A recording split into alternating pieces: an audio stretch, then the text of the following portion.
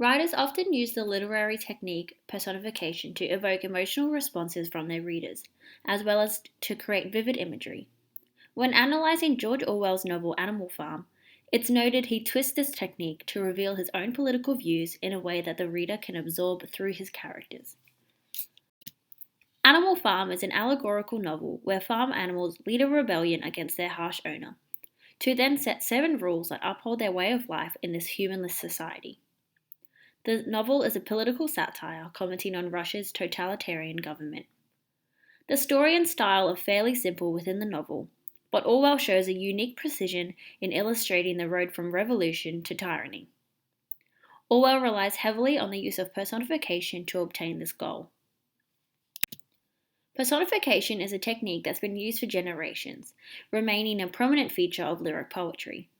Personification is used as an embodiment, giving inanimate objects, animals, or concepts human-like qualities to create vividness within writing.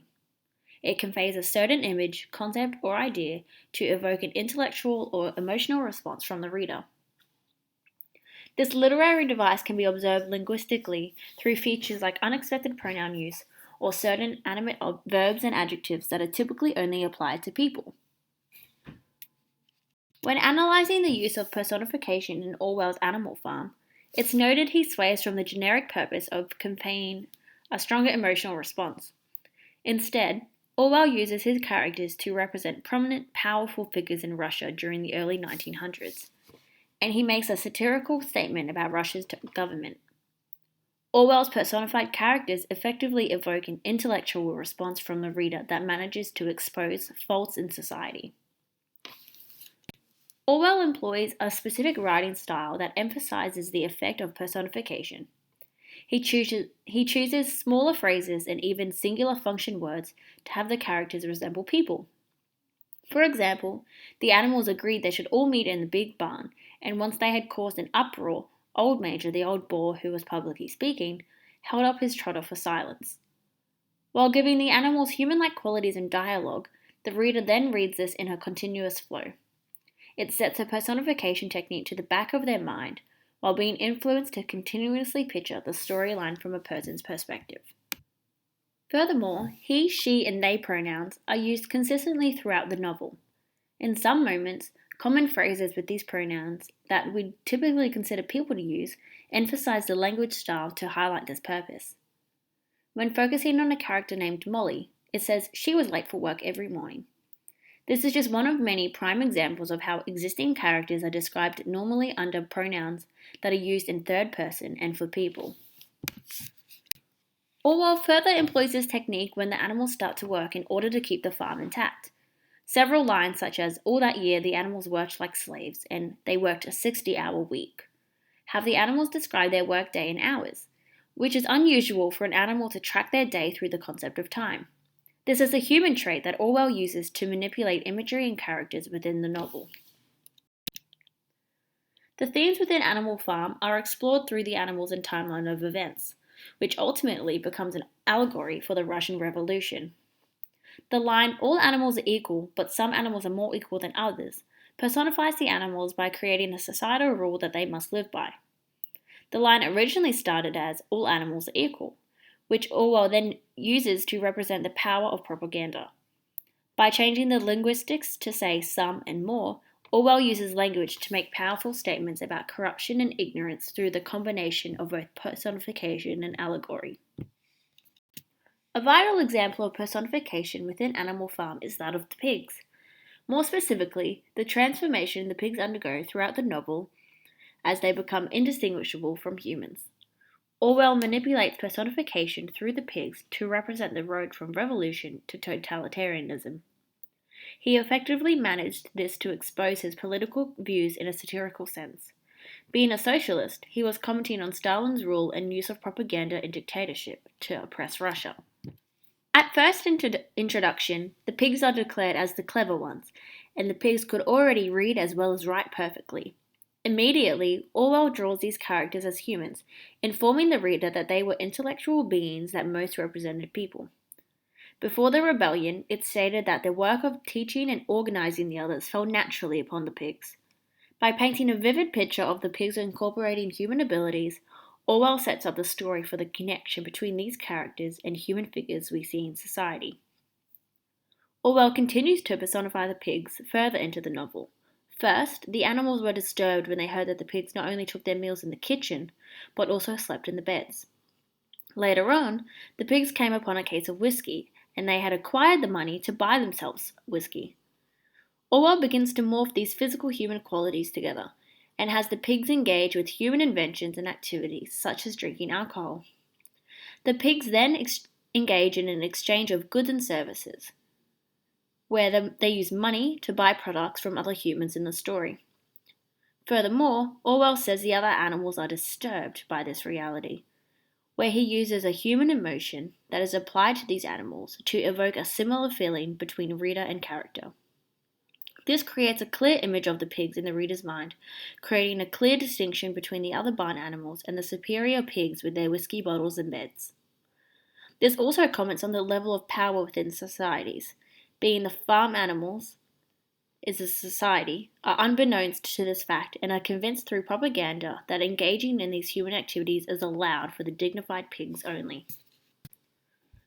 The most pivotal moment for personification is when the farm animals come to witness a pig walking on his hind legs, and out from the door of the farmhouse came a long file of pigs, all walking on their hind legs. The imagery Orwell creates here is to separate the pigs from the other animals. They appear unnatural to the animal world and adopt a distinct characteristic that is usually ascribed exclusively to humans. It's also pivotal in representing the end of the road, where what has started as a revolution against whatever goes upon two legs as an enemy has finished in a dictatorship amongst this now human-like society. Orwell's unique twist on personification causes the reader to not only imagine the animal characters to adopt human qualities, but identifies them with real people. Orwell manipulates this throughout Animal Farm to reveal his political position that was relevant to Russia in this time period. He effectively uses personification through writing style, pronoun use, and imagery to reveal themes and evoke intellectual responses from his readers. The transformation from pig to human becomes indistinguishable for both the characters and the reader, as they looked from pig to man, and from man to pig, and from pig to man again, but already it was impossible to say which was which. A common precursor in society is to dehumanize people, objects, or moments in history. Personification works in a way that humanizes objects, ideas, or concepts to emphasize the influence it has on your reader. Applying it to your work will increase your concept in vivid, abstract ways that ultimately create a deep subconscious connection. When you are exploring an idea or concept, personification can be used to connect these abstract ideas to people. As a writer, if you're looking to explain a concept like love or destiny, connecting these ideas to people or words that are exclusive to humans will create deeper connections between reader and story. One way to practice this is to write a list of human-like words, such as dance, pray, sing, etc., to explore the abstractedness of your work. Another literary strategy in approaching personification is to consider that you, as a writer, want to convey an emotional image, but your character doesn't. Sometimes, your characters or story are a guide or way of expressing your ulterior purpose. When this is the case, imagine a situation where this emotion or idea would be enhanced, then describe how the objects within the room would react, rather than your character. Setting up a scene or the scenery itself play an important role in story. Personifying exteriors create a vivid, clear image that your reader can place themselves into. Personification is perhaps most present in poetry. Poets often personify objects in nature that give them a subtle power and freshness. As an example, I'll be using my own poem, My Mother's Melody. I personified nature for this intended purpose. For example, it reads, "Wind chimes with graceful legs, dance and tangled together without tiring. Tulips cry in the distance. The grass shivers from frostbite." This not only causes the reader to envision a clear image, but sets up the mood and tone of the poem. Tulips, a flower often associated with soft colours and positive emotions, are personified to cry while the grass shivers, both adopting human-like attributes that create a sense of unease and coldness. This technique can be manipulated to create foreshadowing in implicit ways, without directly using a character or dialogue to do so. The personification of crying tulips and shivering grass already foreshadow darker and colder themes. Further into the poem, it reads, "Winter is gentle and forgiving to the small boy. They wrap their arms around him, promising to keep him warm tonight." Winter is seen as a character here, personified to feel human emotion like forgiveness, and to wrap their arms around the boy, although we know Wind doesn't have these physical traits. It foreshadows the unfortunate demise of the boy, but in subtle ways due to the emphasis on tone and mood throughout the poem, which is caused by the personification. One of the last stanzas read, "He plays until night joins in on the game. Clouds sigh as they sleep, and tulips whisper a lullaby, while wind chimes slow dance. They all listen to him breathe."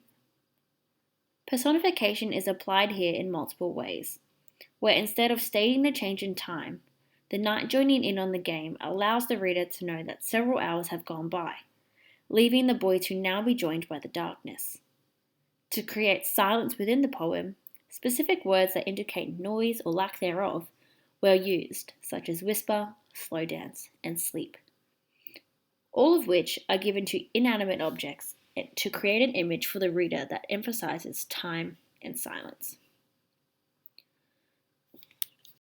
As a result, personification can be used in several ways to create an image. Whether the image evokes an emotional or intellectual response, using inanimate objects that adopt human-like qualities conveys powerful messages within the story. Thank you.